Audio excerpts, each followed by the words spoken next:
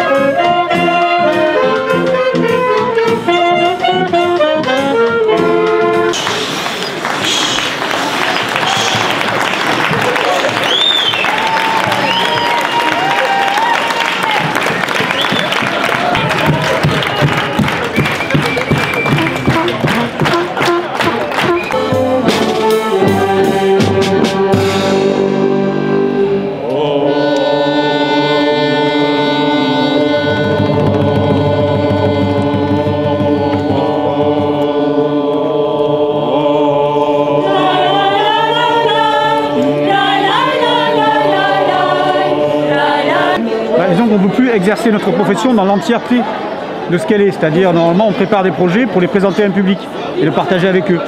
Et être aussi rémunéré pour ça.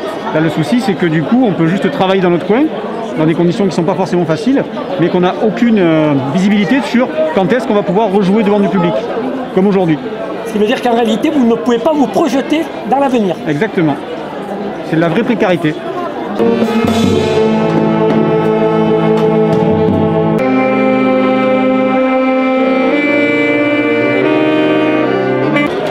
Le monde de la musique est en colère, mais vous, vous l'exprimez en musique.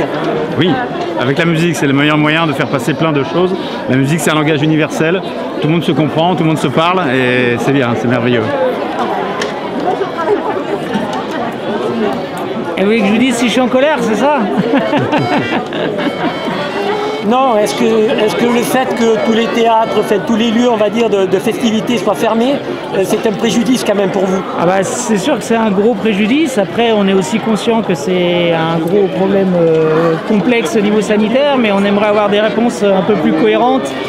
On ne comprend pas trop pourquoi il y a des métros bondés et pas possibilité d'organiser des concerts de manière raisonnable d'un point de vue sanitaire, quoi.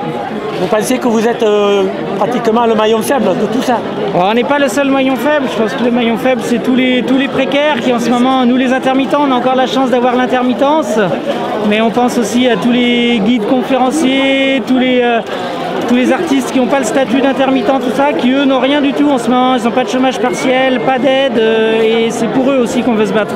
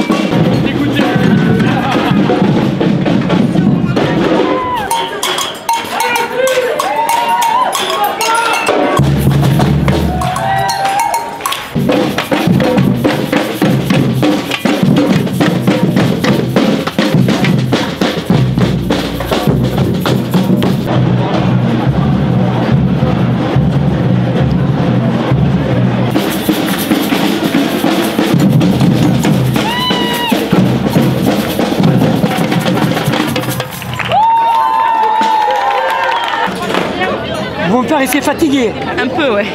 Allez, c'est parti. Vous découvrez Avignon ou vous connaissez? Non, je connais, j'habite.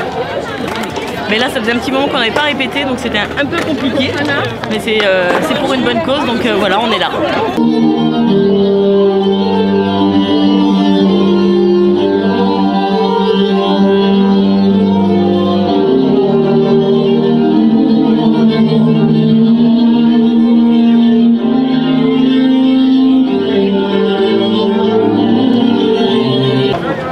Merci. Pouvoir exercer à nouveau votre métier dans la rue malgré un public restreint, c'est fort pour vous?